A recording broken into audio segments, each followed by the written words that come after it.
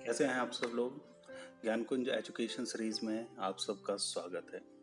ये हमारा एक प्रयास है ज्ञानकुंज का कि लॉकडाउन के दौर में सब तक एजुकेशन हम पहुंचा सकें। तो आज का चैप्टर हम जो लिया है वो चैप्टर नंबर 14 क्लास 10th का है, जिसका नाम है सोर्स ऑफ एनर्जी। तो चलिए स्टार्ट करते हैं चैप्टर को। तो सबसे पहले देखते हैं कि इस चैप्टर के अंदर हमें पढ़ना क्या है और ये क्यों इतना इम्पोर्टेंट है। तो इस चैप्टर के अंदर फ़ायदे क्या हैं कि ये सबसे ज़्यादा इम्पॉर्टेंट चैप्टर है जिसमें आप डेली यूज़ की सारी रिक्वायरमेंट पता करते हैं, जिसमें कि हमारी एनर्जी रिक्वायरमेंट यानी कि ऊर्जा के जितने भी हमारी ज़रूरतें हैं वो पूरी कैसे होती हैं। तो वो अलग अलग फॉर्म से होती हैं। आज के दौर पे आप देखते हैं कि सबसे ज़्यादा ऊर्जा की जो आवश्यकताएं हैं वो हमारी बिजली से पूरी होती हैं। तो ये भी एक फॉर्म ऑफ एनर्जी है।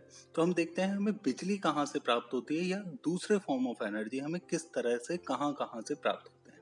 तो इस चैप्टर में हम जो देखेंगे वो देखेंगे आपके ऊर्जा के स्रोत होते क्या हैं, एक ईंधन क्या होता है, फिर हम देखेंगे कि एक उत्तम ईंधन के कुछ गुण क्या होते हैं, यानी कि आइडियल फ्यूल क्या होता है, परंपरागत और वैकल्पिक ऊर्जा के स्रोत जिसमें हम देखेंगे conventional and non conventional source of energy, नवीकरणीय व अनवीकरणीय ऊर्जा के स्रोत यानी कि renewable and non renewable source of energy, जीवाश्म ईंधन यानी कि फॉसिल फ्यूल वो बनता कैसे है, कहाँ से आता है और क्यों उनको फॉसिल फ्यूल कहा जाता है।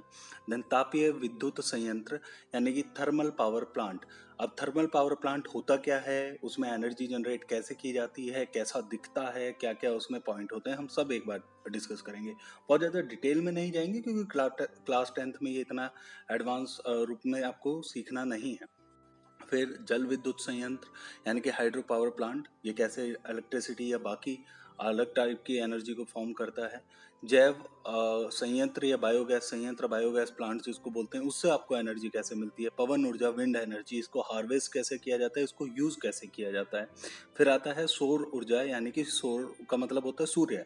अब सोलर एनर्जी यानी कि सौर ऊर्जा को हम कैसे यूज़ करते हैं, किस किस फॉर्म में यूज़ करते हैं और कौन कौन से तरीके हैं जो अभी तक हम यूज़ करते आए हैं, क्या ये पूरी तरह रिन्यूएबल है या नहीं, वो भी हम एक बार देखेंगे। अब जो सबसे एडवांस फॉर्म चल रहा है, आपने देखा होगा कि सबसे बड़ा भाग समुद्रों का है पृथ्वी पर। अगर मैं 4 हिस्सों में पूरी पृथ्वी को डिवाइड करूं या 4 भागों में मैं इसे डिवाइड करूं तो आपको एक भाग में जमीन मिलेगी और 3 भागों में मिलेगा समुद्र। समुद्र को अभी तक हमने पूरी तरह खोज भी नहीं पाए हैं, ये भी रियलिटी है। और तो समुद्र के अंदर जो एनर्जी है, एक तो उसका सरफेस एरिया बहुत ज़्यादा है, उसका क्षेत्रफल बहुत अधिक है, तो वहाँ पर क्या होगा, एनर्जी जो भी गिरेगी सूर्य की वो सबसे ज़्यादा कहाँ उपयोग हो रही है, सूर्य में। तो उनसे ऊर्जा को अगर आप प्राप्त करते हैं तो वो एक अच्छा स्रोत हो सकता है और एक स्वच्छ स्रोत हो सकता है। तो इसमें हम देखेंगे समुद्रों से ऊर्जा के अंदर ही हम देखेंगे कि ज्वारीय ऊर्जा क्या है, तरंग यानी कि टाइडल एनर्जी क्या है, तरंग ऊर्जा यानी कि वेव एनर्जी क्या है, OTEC ये इंपॉर्टेंट है और एक बार इसका फुल फॉर्म ज़्यादातर पूछा जाता है, लेकिन आपको पता होना चाहिए कि ये वर्किंग कैसे करता है। भूतापीय ऊर्जा क्या होती है, नाभिकीय ऊर्जा क्या होती है, और नाभिकीय ऊर्जा के जिसमें न्यूक्लियर एनर्जी आती है उसमें दो फॉर्म आती है। एक होता है न्यूक्लियर फिजन और दूसरा होता है न्यूक्लियर फ्यूजन, यानी कि नाभिकीय विभंजक विभाजन, और दूसरा होता है नाभिकीय संलयन जहाँ पर जुड़ती हैं चीजें। देन पर्यावरण विषय सरोकार यानी कि पर्यावरण पे इस पर क्या प्रभाव पड़ेंगे, हम इसको भी एक बार देखेंगे। नेक्स्ट चलते हैं ऊर्जा के स्रोत। तो ऊर्जा के स्रोत क्या हो सकते हैं, तो ऊर्जा के स्रोत वह साधन है जिसके द्वारा हमें ऊर्जा की प्राप्ति होती है। The different source of energy from which we obtain energy and these source are known as source of energy. अब पृथ्वी के लिए सबसे बड़ा स्रोत ऑफ एनर्जी, हम डायरेक्टली या इनडायरेक्टली एक ही सोर्स पे डिपेंड करते हैं, वो है सूर्य यानी कि सन। अब सन से आपको कैसे मिलेगी ये भी हम चीजों को देख पाएंगे। Next, ideal source of energy. Ideal source का मतलब होता है ऊर्जा का उत्तम स्रोत क्या है। ऊर्जा का उत्तम स्रोत देखते हैं क्या क्या गुण होने चाहिए एक उत्तम। आदर्श हम किसको मानते हैं, आइडियल का मतलब होता है आदर्श, जिससे बेहतर आपको कोई चीज ना लगती हो, वो सबसे सर्वोपरि हो, आदर्श होना चाहिए। तो वैसे ही आदर्श वाक्य या आदर्श पुरुष या आदर्श फ्यूल कुछ भी हो वो सबसे ऊंचे पद पे रखा होता है। तो आइडियल सोर्स ऑफ एनर्जी के क्या गुण होते हैं? तो एक तो वो हाई कैलोरीफिक वैल्यू होनी चाहिए। अब हाई कैलोरीफिक वैल्यू क्या होती है, कैलोरीफिक वैल्यू क्या होती है? आपने एक आयतन यानी कि 1 ग्राम या 1 लीटर को अगर फ्यूल को जलाया, 1 मिलीलीटर फ्यूल को अगर जलाया, तो उससे जितनी ऊर्जा आपको प्राप्त होती है वो जूल में, वो होती है कैलोरीफिक वैल्यू। इसे कैलोरीज में नाप लिया जाता है, कैलोरीफिक वैल्यू में भी नापा जाता है, जूल्स में नापा जाता है। अब प्रति इकाई आयतन से अगर मान लो 1 ग्राम से ज्यादा एनर्जी आपको प्राप्त हो रही है, ज्यादा जूल में एनर्जी प्राप्त हो रही है, तो वो बेहतर है, उसकी कैलोरीफिक वैल्यू क्या होगी, हाई होगी। वहीं पर अगर 1 ग्राम के जलने पर कम एनर्जी प्राप्त हो तो उसकी कैलोरीफिक वैल्यू क्या होगी, कम होगी, तो लो कैलोरीफिक वैल्यू में आएगा। नेक्स्ट आते हैं, तो आइडियल सोर्स में हाई कैलोरीफिक वैल्यू होनी चाहिए, यानी कम में ज्यादा मात्रा में एनर्जी मिले। तीसरा, इजीली अवेलेबल, मतलब आसानी से उपलब्ध हो। ऐसा ना हो कि आपको मिल ही नहीं रहा और आप उसे आइडल मान के बैठे हुए हैं। अगर मान लीजिए यहाँ पे लकड़ी ज्यादा आसानी से प्राप्त है और बाकी संसाधन नहीं प्राप्त है, तो लोग नहीं जा पाएंगे उसको खरीदने के लिए। मान लो पेट्रोलियम या गैस नहीं अवेलेबल होती, तो अभी तक हम लोग क्या करते थे, ज्यादातर लोग गाँव के अंदर आपने देखा है लकड़ी या गोबर के उपले को यूज करते थे, क्योंकि बाकी साधन उपलब्ध नहीं थे। जैसे जैसे उपलब्धता बढ़ी, जैसे जैसे अवेलेबिलिटी बढ़ी, वैसे वैसे क्या हुआ, चीजों को आसानी से उपयोग भी किया जाने लगा। अब आते हैं नेक्स्ट पे, तो इजी टू स्टोर और ट्रांसपोर्ट। सबसे बड़ा प्रॉब्लम क्या है, ईंधन ज्वलनशील होता है, इनफ्लेमेबल होता है, ये आसानी से जल जाता है। अगर ये जल जाएगा तो रिस्क है इसके अंदर काफी ज्यादा। अगर ट्रांसपोर्ट करना इसका सेफ नहीं हुआ, तो क्या हम उसको कहीं लेकर जा सकते हैं? नहीं, उसमें एक बहुत बड़ा खतरा होगा। नॉट ओनली जो उसे लेकर जा रहा है, बल्कि जो आसपास के लोग हैं उनके लिए भी एक बड़ा खतरा हम वहां पर उठाने की कोशिश कर रहे हैं, तो वो आसानी से जा सके। इसीलिए एलपीजी, पेट्रोलियम गैस हर जगह निकलती है जब भी पेट्रोल को निकाला जाता है, लेकिन वो गैसियस फॉर्म में होती है, उसे कन्वर्ट किया जाता है लिक्विड फॉर्म में। और इसी के लिक्विफाइड प्रोसेस के अंदर ही सबसे ज्यादा खर्चा आता है। जो आप देखते हैं ना कि गैस महंगी हो गई, सस्ती हो गई, उसका बहुत बड़ा भाग उसको लिक्विफाइड करने के अंदर जाता है। और क्यों किया जाता है? क्योंकि लिक्विफाइड करने पर उसका ट्रांसपोर्टेशन एंड स्टोरेज दोनों बेहतर हो जाता है। नेक्स्ट चलें, तो चीप, सस्ता होना चाहिए। मान लीजिए एक एनर्जी का फॉर्म बताते हैं, तो एनर्जी का फॉर्म अगर आप देखते हैं तो एक हो सकता है न्यूक्लियर पावर। आपने यूरेनियम ले लिया, यूरेनियम में हाई कैलोरीफिक वैल्यू जबरदस्त है, एनर्जी का तो कोई तोड़ नहीं है उसका, इजीली अवेलेबल नहीं है, ये भी बात है। तो एक पॉइंट तो यहाँ गया, इजीली अवेलेबल नहीं है तो ये चीज़ नहीं हुई। Easy to store and transport, ये भी नहीं है, चीप नहीं है, और लेस हार्मफुल भी नहीं है। तो इसी वजह से, हालांकि उसकी हाई कैलोरीफिक वैल्यू है, बहुत अच्छा सोर्स है, बहुत ज़्यादा पॉल्यूशन भी नहीं करता, एनवायरमेंट को भी कम करता है, लेकिन उसका डंपिंग आफ्टर जब उसका यूज़ हो जाएगा तो उसे डंप भी करना बहुत बड़ा चैलेंज हो जाता है। तो भंडारण व यातायात में आसान ना होने की वजह से इसीलिए आइडियल सोर्स नहीं हो सकता। एक और आइडियल सोर्स के बारे में हम बात करते हैं, हाइड्रोजन। हाई कैलोरीफिक वैल्यू है, सबसे बेहतर कैलोरीफिक वैल्यू में आती है, इजीली अवेलेबल है। नहीं, ये पूरी तरह से सही नहीं है, लेकिन हाँ कह सकते हो कि इसे हम बना आसानी से सकते हैं, क्योंकि वाटर हर जगह है और उससे हाइड्रोजन आप आसानी से प्राप्त कर सकते हैं। Easy to store and transport, इसका केवल ये प्रॉब्लम है, क्योंकि उसको स्टोर, बहुत इनफ्लेमेबल गैस है, हाईली इनफ्लेमेबल है, बहुत तेजी से, और ट्रांसपोर्ट भी जल्दी से नहीं किया जा सकता। लेकिन इसके जलने पर आपको केवल वाटर मिलता है, तो इन्वायरमेंट के लिए सेफ है। तो ये भी एक आइडियल सोर्स ऑफ एनर्जी के रूप में देखा जा सकता है। आगे के लिए शायद आप ऐसी भी गाड़ियां देखें, इनफैक्ट बन चुकी हैं, लेकिन मार्केट में बहुत ज्यादा अवेलेबल नहीं है। तो एक पॉइंट यहाँ पर भी आता है इसका, और लेस हार्मफुल भी होना चाहिए। तो ये आइडियल सोर्स का एनर्जी के पॉइंट्स हैं या प्रॉपर्टीज है। नेक्स्ट पे चलते हैं। अब ईंधन होता क्या है? ईंधन से आपका जैसे मन आता है, तो सबसे पहले सोचिए 1 मिनट के लिए पॉज करके कि ईंधन होगा क्या, जो चीज जलती है। अब जलने वाली चीजें, वो केमिकल सब्सटेंस जो आपको जल रहे हैं, और कौन सी एनर्जी आपको मिलती है? जब किसी चीज को भी आप जलाते हो तो एक आग मिलती है, आग में गर्मी होती है और चमक होती है। तो जो भी चीज, कोई भी केमिकल सब्सटेंस जो आप जला रहे हैं, और उसमें आपको क्या मिल रहा है, रोशनी, जिसमें प्रकाश और उष्मा दोनों प्राप्त हो रही है, तो वो वाली चीज आपकी कहलाएगी फ्यूल। एग्जाम्पल के तौर पे कोल, पेट्रोलियम, वुड, यानी कि आप कह सकते हैं कोयला, पेट्रोल, लकड़ी, और इसके अलावा मिट्टी का तेल जो आप ज्यादातर यूज करते हैं, ये सारे क्या हैं, फ्यूल हैं, जो जलती हैं चीजें। नेक्स्ट चले, परंपरागत वैकल्पिक अवैकल्पिक ऊर्जा के स्रोत, यानी कि conventional and non conventional source of energy. अब ये होते क्या है? जिन चीजों को हम अभी तक यूज करते आए हैं, जैसे कि कोयला, पानी, पानी से अगर हम केवल मैकेनिकल एनर्जी, यांत्रिक ऊर्जा को प्राप्त कर रहे हैं, तो ये अभी तक हम यूज करते आ रहे थे। ये सभी परंपरागत स्रोत होंगे।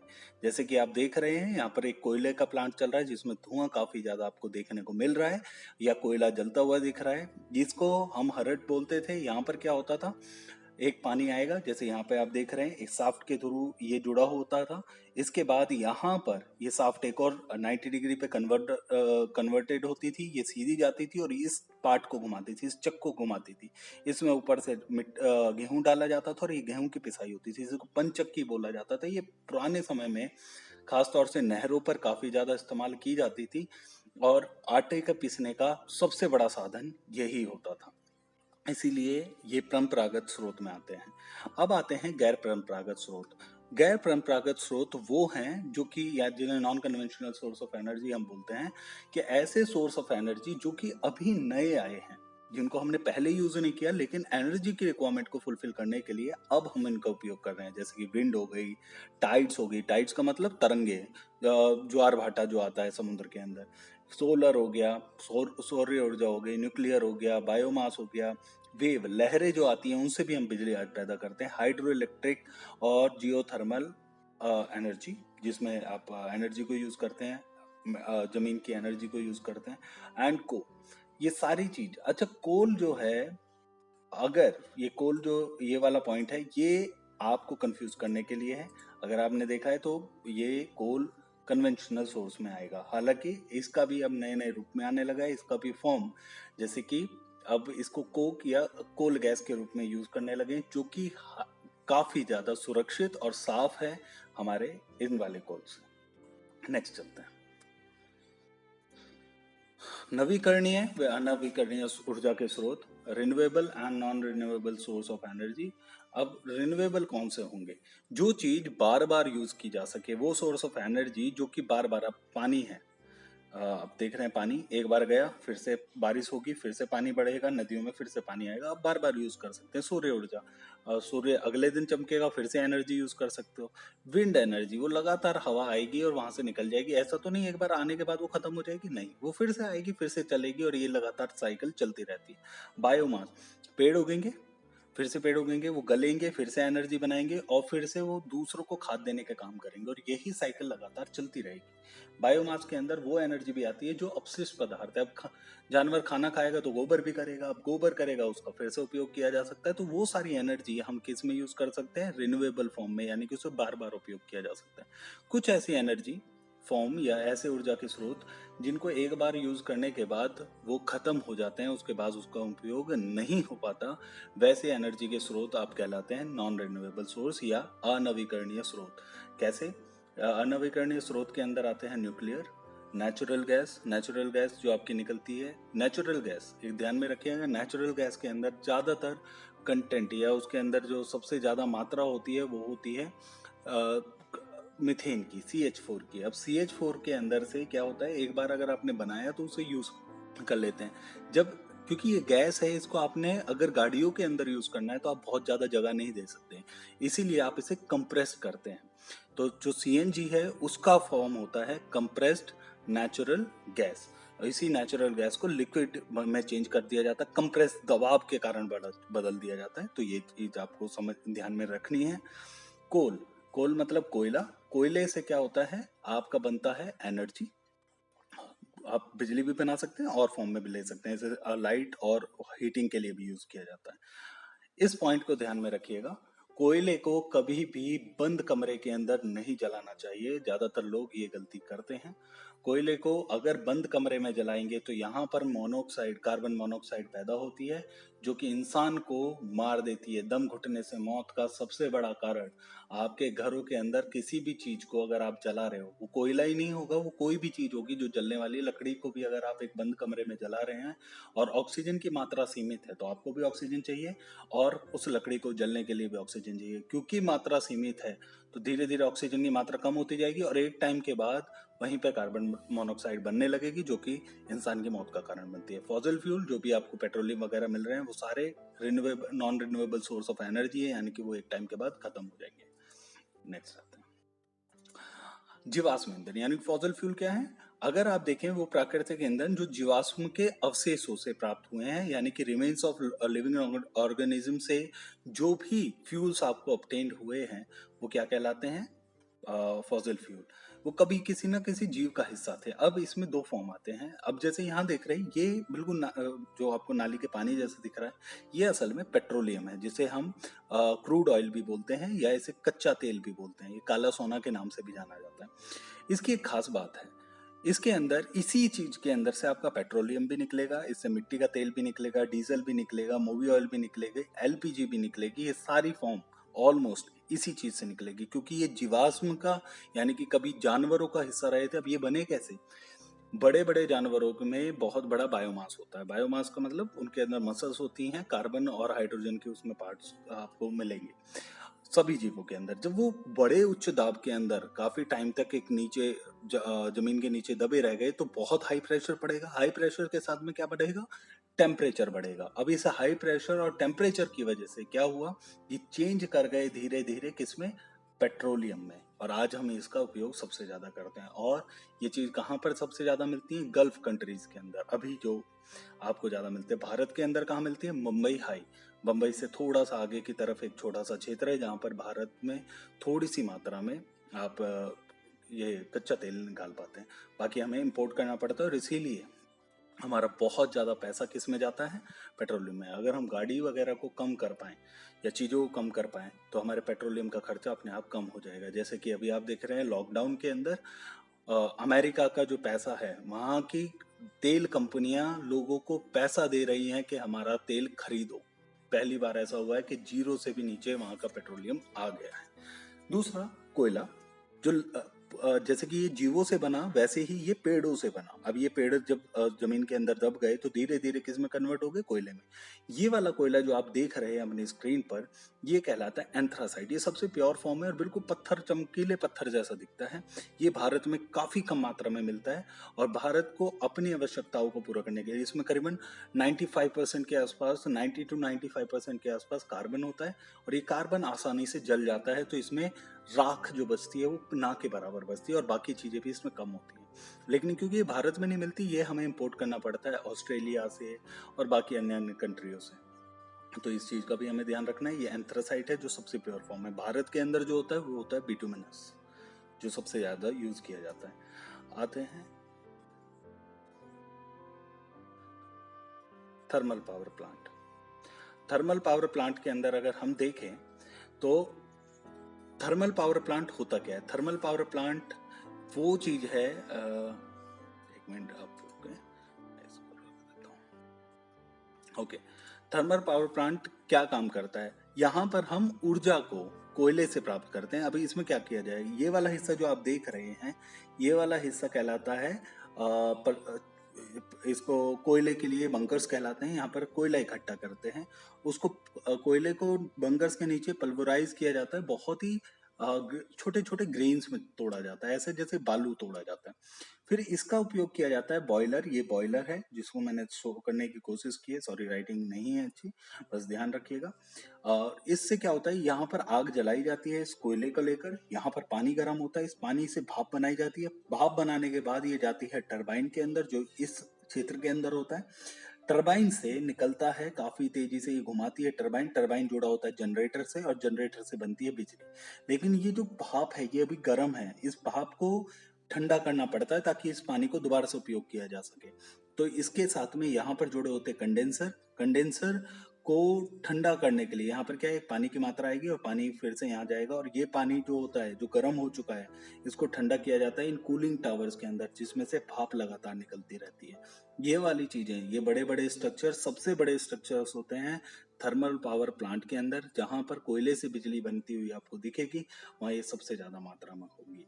तो इस तरह से आप इस चीज को ध्यान में रखिएगा। और ज्यादातर इसीलिए थर्मल पावर प्लांट के आसपास नहर या नदियों का निर्माण सुनिश्चित किया जाता है ताकि जरूरत के टाइम पर आप पानी की उपलब्धता आपको बनी रहे। एक बड़ा ये भी बहुत ज़्यादा इम्पोर्टेंस है। ठीक है, नेक्स्ट चलते हैं आपका हाइड्रो पावर प्लांट। अब हाइड्रो पावर प्लांट की अगर मैं बात करूं तो हाइड्रो पावर प्लांट के लिए बिजली बनानी है आपको। किससे बनानी है? पानी से बनानी है। अब पानी के लिए आपको एक नदी के पानी को इकट्ठा करना पड़ेगा, तो आप किससे बनाएंगे? बांध से बनाएंगे। अब बांध भी कई तरह के होते हैं, जिसमें आप मल्टी फंक्शनल बांध भी ले सकते हैं, जिसमें मल्टीपर्पज बांध होते हैं जिनका उपयोग केवल बिजली बनाने के अलावा बाढ़ को भी रोकना होता है, सिंचाई के लिए जल भी उपलब्ध कराना होता है, और भी बाकी चीजें होती है। ज्यादातर भारत के अंदर बांध जो बने हुए हैं वो कहाँ बने हुए हैं?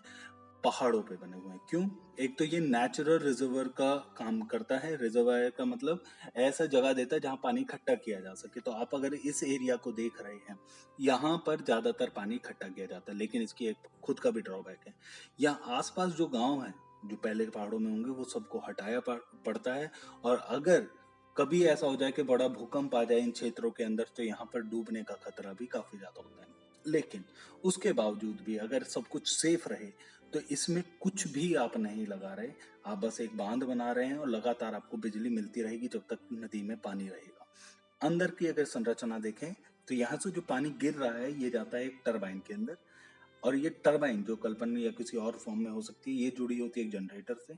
जनरेटर टरबाइन घूमेगी तो जनरेटर घूमेगा, जनरेटर घूमेगा तो बिजली बना होगी, और इस तरह से ये चलता रहता है और नीचे जाकर ये सिंचाई के लिए पानी उपलब्ध हो जाता है। तो इस तरह से ये हाइड्रो पावर प्लांट यानी कि जल विद्युत संयंत्र कार्य करता है।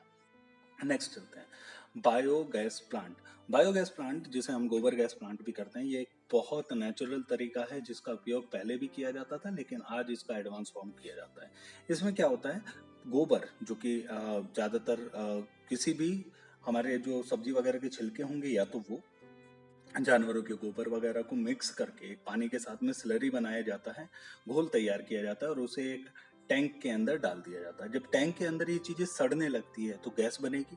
गैस जो बनेगी वो इकट्ठा होगी या तो इस डूम शेप में, ये दो तरह का होता है, एक फिक्स शेप होता है और एक ये फ्लेक्सिबल होता है। हम ज्यादातर फ्लेक्सिबल यूज करते हैं ताकि हमें पता चल जाए कि गैस बन गई है। 3 से 4 दिन के अंदर ये गैस तैयार हो जाती है और इसको आप खाना बनाने के लिए यूज कर सकते हैं, और ये यूज होती है। आजकल पोर्टेबल आ गया है जिसके अंदर हम इसी गोबर गैस प्लांट के अंदर हम छोटा सा, क्योंकि सबके पास इतनी बड़ी जगह नहीं होती, तो ये छोटा रूप आया जिसमें हम घोल करके इसमें डाल दिया जाता है, ये अंदर जाता है, ये धीरे धीरे गैस इसके अंदर इकट्ठी होती है, और यहाँ से आप डायरेक्ट पाइप लगा के, ये छोटा दिखा रखा है ताकि रिप्रेजेंटेशन के तौर पे, वरना ये बाहर रखा होता है घर के, और पाइप के द्वारा गैस तक पहुंचता है ये पूरा सिस्टम। और अगर इसकी संरचना को देखें तो आप देख रहे हैं एक पूरा डोम है।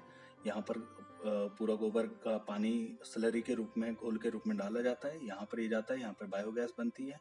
बायोगैस के बाद ये जो अपशिष्ट पदार्थ होता है इसे खींच लिया जाता है, ओवरफ्लो जैसे ही होगा ये यहाँ पर इकट्ठा होता रहता है, ये खाद बन जाता है, इसको खेतों में डाल दिया जाता है। तो इसके अंदर कोई भी नुकसान नहीं है। आपने गोबर का उपयोग किया, गैस का उपयोग किया, और जो बचा उसे एज ए खाद यूज किया अपने खेतों के लिए उपज बढ़ाने के लिए। तो ये बहुत ही सस्टेनेबल तरीका था जिसमें कि हम ऊर्जा को बहुत बेहतर तरीके से उपयोग में ला सकते हैं। नेक्स्ट करते हैं विंड एनर्जी यानी कि पवन ऊर्जा।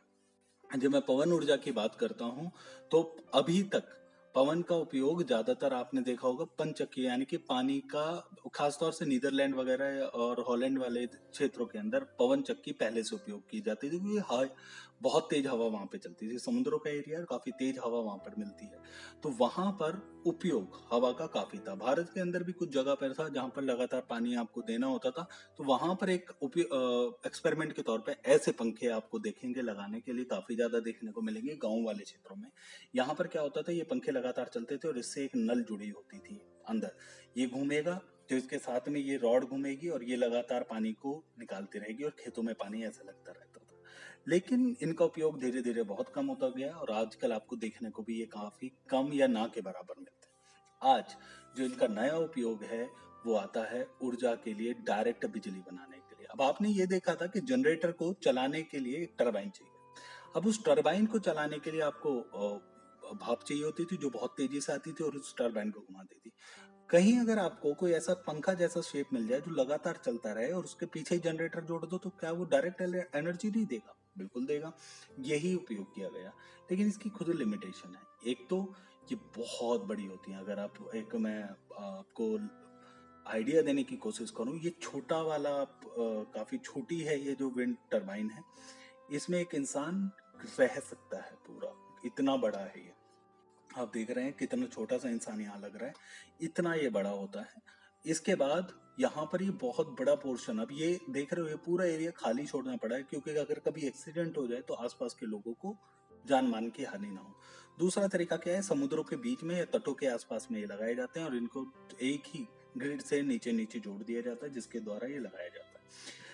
इसकी कुछ लिमिटेशन है कि एक तो इनको बहुत हाई विंड एनर्जी चाहिए, काफ़ी ज़्यादा एक तो जहाँ पर हवा के दबाव काफ़ी तेज होगा, जहाँ पे करीबन 40-50 किलोमीटर पर आवर की स्पीड से हवा चलेंगी, ये वहीं पे किया जाएगा। साथ एक यहाँ पर लगातार हवा साल भर बनी रहनी चाहिए, क्योंकि इनका कॉस्ट कोई सस्ते नहीं लगते, ये काफ़ी बड़ा इसका अमाउंट लगता है और इसका मेंटेनेंस भी बहुत ज़्यादा है। तो इन सब का ध्यान में रखते हुए इनका बहुत कम क्षेत्रों में है। महाराष्ट्र के अंदर एक जगह नागपुर के जो पहाड़ियाँ हैं वहाँ पर आपको ये थोड़ा सा देखने को मिलेंगे। बाकी अभी भारत में बहुत ज़्यादा विस्तारित रूप से नहीं मिलता, लेकिन वर्ल्ड में जहाँ पर बहुत तेज हवाएं हैं वहाँ पर इनका उपयोग बहुत अच्छे से किया जा रहा है। नेक्स्ट आते हैं सोलर एनर्जी। तो सोलर एनर्जी को अभी तक आपने देखा होगा, खासतौर से ऐसे पैनल देखे होंगे जिनसे आपको स्ट्रीट लाइट, यानी कि आसपास के क्षेत्रों में जहाँ पर सौर एनर्जी जो होती है उनको, उनके द्वारा आप चीज़ों को आराम से बिजली बनाती है और उससे आपकी सड़कें रोशन की जाती हैं। ये वाले सिस्टम सौर्य ऊर्जा को डायरेक्टली बिजली में कन्वर्ट करते हैं। अभी एक नया स्टेप भी आया है जहाँ पर 2 वे सिस्टम लगाया जाएगा। आप घरों के ऊपर अपने में पूरा एक सोलर पैनल लगा दीजिए। जितनी बिजली आप, अब दिन में तो आप पूरी एनर्जी यूज नहीं करेंगे, जितनी एनर्जी आप यूज कर रहे हैं वो तो आपके पास रहेगी, एक्स्ट्रा बिजली जाएगी ग्रिड के अंदर। जितनी बिजली आप सरकार को दे रहे हैं उसका उसका 90% पैसा आपको दे दिया जाता है, क्योंकि 10% इन्होंने भी पूरा स्ट्रक्चर वगैरह खड़ा किया होता है, ये अपने लिए भी लेंगे।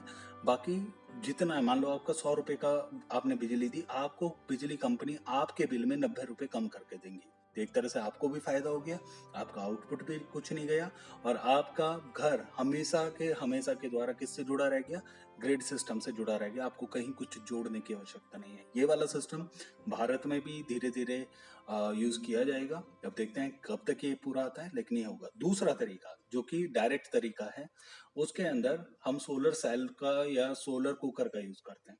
अब सोलर कुकर क्या होता है, एक ऐसी संरचना जहां पर, अब देखिए यहाँ पर अगर आप देख रहे हैं एक शीशा लगा हुआ है, एक ब्लैक बॉक्स है और इसके अंदर बर्तन रखे होते हैं और एक ऊपर दर्पण रखा हुआ है, यानी कि मिरर रखा हुआ है।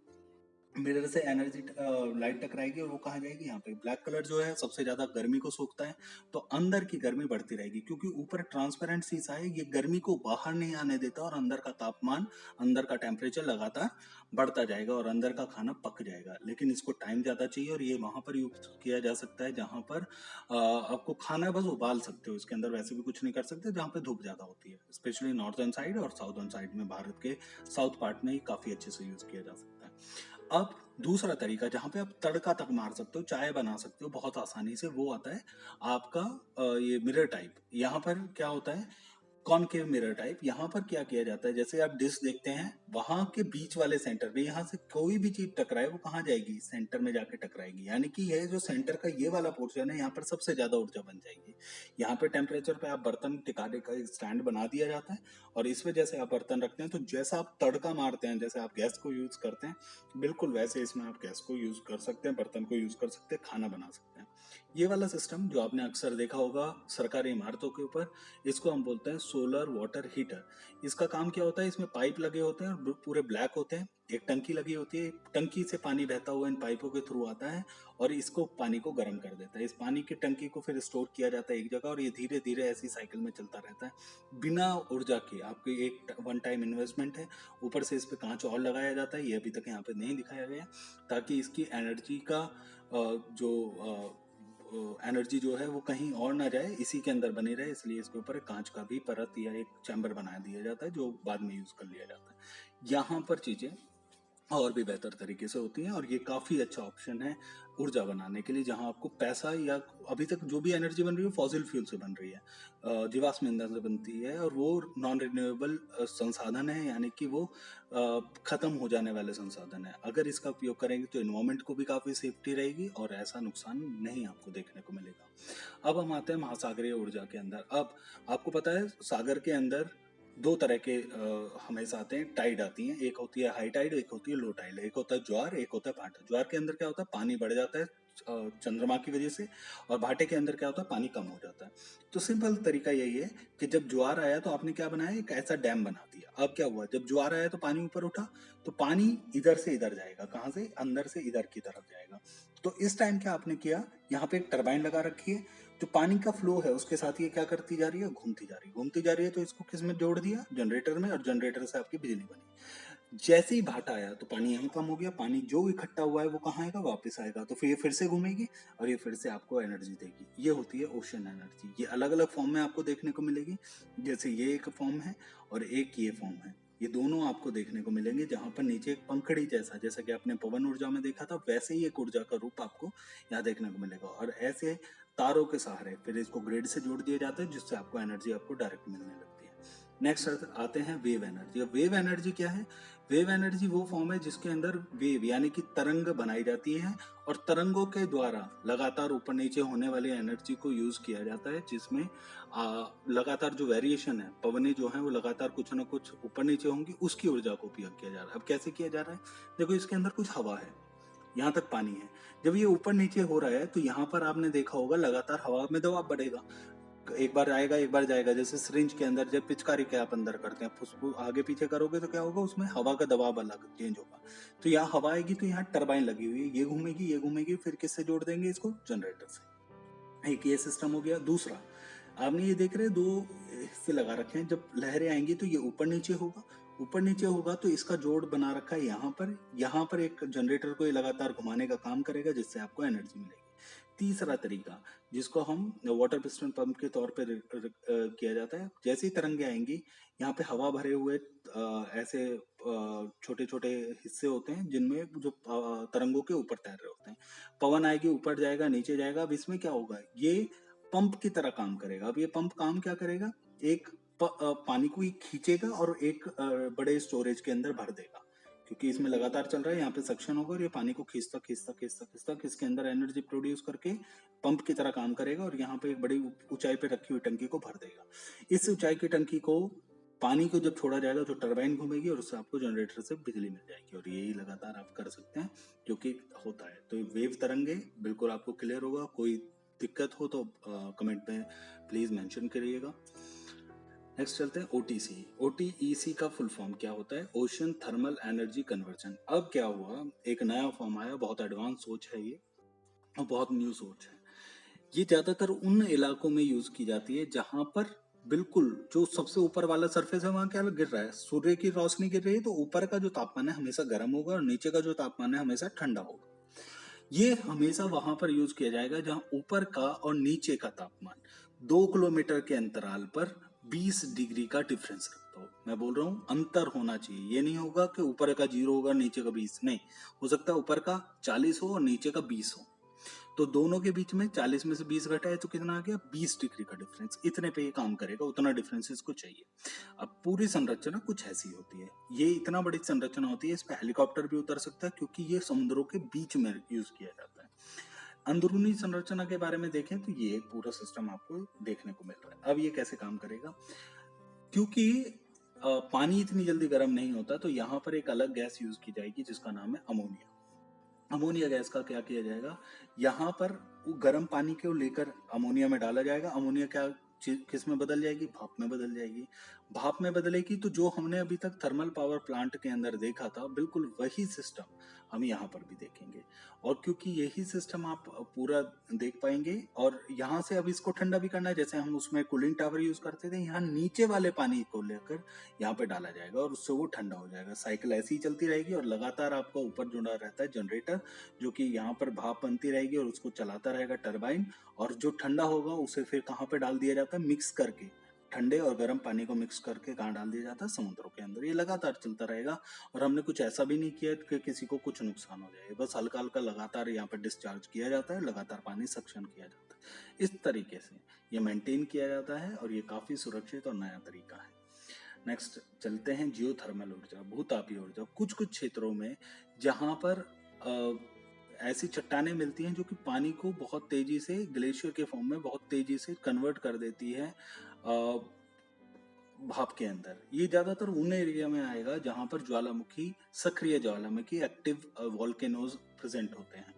यहाँ पर क्या किया जाएगा, उन वॉल्केनोज, वैसी चट्टानें जहां पर काफी गर्मी है वहां पर पानी को डाला जाएगा, या तो डायरेक्ट पानी को निकाला जाएगा वहां से, उससे भाप निकाली जाएगी, भाप से टरबाइन से चला जाएगा और फिर कूलिंग टावर के माध्यम से उस पानी को वापस भेज दिया जाएगा। और इस तरह से पानी, एक बार आपने पानी डाला है, वही पानी भाप बन के आ रहा है, पानी भाप बन के आ रहा है, टरबाइन के अंदर जा रहा है और इसको आप लगातार यूज कर रहे हैं। खास तौर से ठंडे प्रदेशों के अंदर जहां पर अभी भी एक्टिव वॉल्केनो एक्टिविटीज चलती रहती है, ऐसी चट्टानें, ऐसे पहाड़ है जहां पर अभी भी ज्वालामुखी है, वहां पर घर को गर्म रखने के लिए संसाधन किए जाते हैं।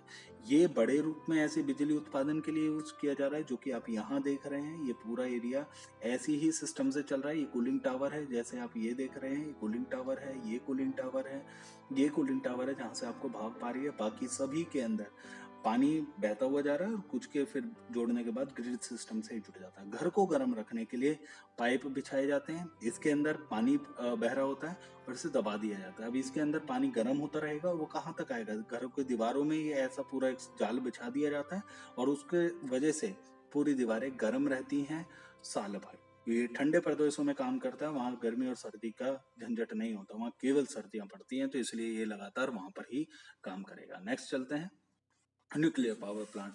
अब न्यूक्लियर पावर प्लांट बिल्कुल वैसे ही काम करता है जैसे कि अभी तक हमने देखा है थर्मल पावर प्लांट, बस सोर्स ऑफ एनर्जी चेंज हो जाती है। यानी कि वहां हम कोयला यूज कर रहे थे, यहाँ पर हम न्यूक्लियर यूरेनियम 235 या 238, दो तरह का यूज किया जाता है और उसमें न्यूट्रॉन की बम्बारिंग की जाती है, तो वो टूट जाता है और काफी ज्यादा मात्रा में एनर्जी रिलीज करता है।